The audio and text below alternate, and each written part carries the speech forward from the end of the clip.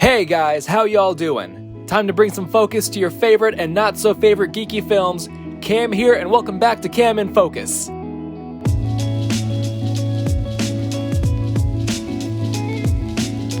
Before we get started, be sure to pile drive that subscribe button so you can stay up to date with geeky news and discussions.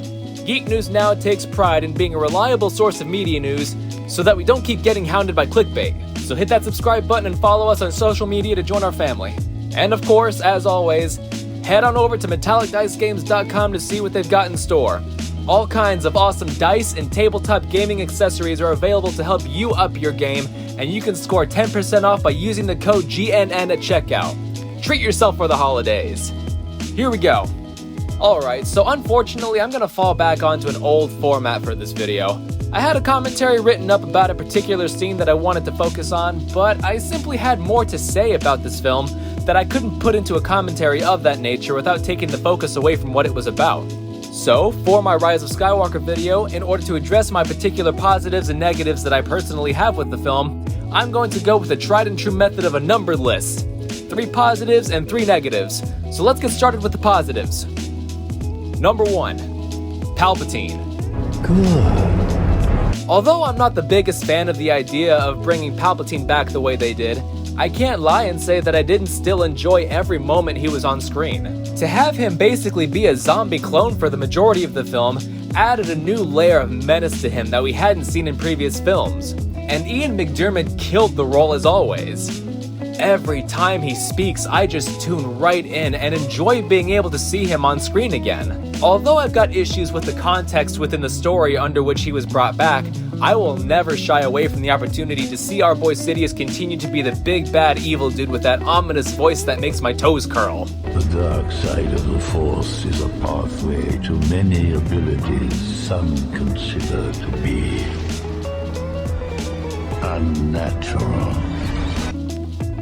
Number 2. This scene. Surround you, Rey.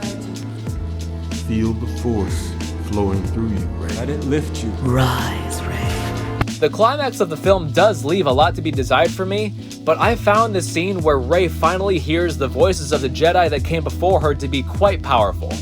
I'm a sucker for a character finding the strength to keep fighting even when they've been beaten, and I love that the catalyst for her newfound resolve was the voices of Jedi that I love, like Qui-Gon, Kanan, Ahsoka, Obi-Wan, and Anakin. Amidst the frenetic chaos that is the pacing of this film, to have a quiet moment for Rey within the climax honestly really worked for me. It was a beautiful moment that paid off the setup at the beginning of the film, and it really gave this film another level of connection to the rest of them that I feel was kind of lacking otherwise. Number 3. The return of Ben Solo. I have a lot of issues with how Kylo Ren's character was handled in this film, which I'll get to in a few moments. But basically from here on, I have no complaints about him. His entire demeanor changes, much like Anakin's did when he turned to the dark side, and it was fantastic to finally see a little bit of Han Solo come out in him. Something I noticed immediately was the re-emergence of Kylo Ren's theme in a slightly higher key, giving an entirely new feeling to the on-screen presence of his character. One big moment that we were given that I hadn't realized that I'd wanted to see up until then was Ben Solo finally getting the opportunity to wield his grandfather's lightsaber. I found it to be incredibly cathartic, despite how brief it was. I do wish that he and Rey had had the opportunity to fight together one more time, and his death was incredibly bittersweet, but finally being able to see Ben Solo in any capacity definitely elevated the film for me. So this film certainly is a mixed bag for me. When it's good, it's really good, but when it's not, well, let's just get started on my negatives. Number 1. Making Rey a Palpatine. You are a Palpatine. Yeah, the idea of Rey being a Palpatine really just didn't work for me. There was pretty much nothing in the trilogy beforehand that set up that fact, that I know of at least. So for me, it felt incredibly abrupt. Unlike the familial reveal in Empire, we're given no time for the revelation to stew and set in. And in the end, it really didn't amount to much of anything for the character of Rey, because not only was the fact not important to the events that followed, she ended up ditching the Palpatine name in the end anyway. Rey Skywalker. Something I loved about The Last Jedi was that by opening with Paige Tico and ending on Broom Boy, the film carried an underlying theme that greatness and heroism could come from anyone, anywhere. And I found Rey's nobody story to be profoundly thought-provoking in that sense. But they threw it away in favor of her arbitrarily being a Palpatine, and I feel like her character arc ended up being a huge wasted opportunity. And by the way, she's called Palpatine's granddaughter, but if her father was a completely biologically identical clone of Palpatine, wouldn't that technically make her his daughter? I don't know, that particular story thread needed more time to have the kinks ironed out, I think. Number 2. Making this film a fetch quest. Yeah, this really didn't work for me. Something I was dreading about this film before its release was the possibility that they ditched story for action. But I never thought they'd turn the action into a Zelda quest. In order to go here, you need this item, but before you can find that, you have to go find this planet, and on that planet is this person that you have to find, but that person is gone, so you have to find this thing that leads you to this place where you can find the one thing that you needed, and it was tedious, and it was tired, and I honestly hated that aspect of the film. And it draws too many parallels to another adventure that I love. Something I love about The Last Jedi was that the plot was character-driven rather than plot-driven. The story was spurred onward by the characters making choices and dealing with the consequences that occurred because of those choices. This film basically said, okay, let's make the movie about everything, and threw the characters into a situation in which they had no control over the outcome. They just had to find things. And that hurts. Number 3. How they handled Kylo Ren. Yeah, in terms of the writing, I found this to be one of the more egregious errors. In The Force Awakens and The Last Jedi, he's a villain who is flawed, imperfect, fallible, and searching for answers.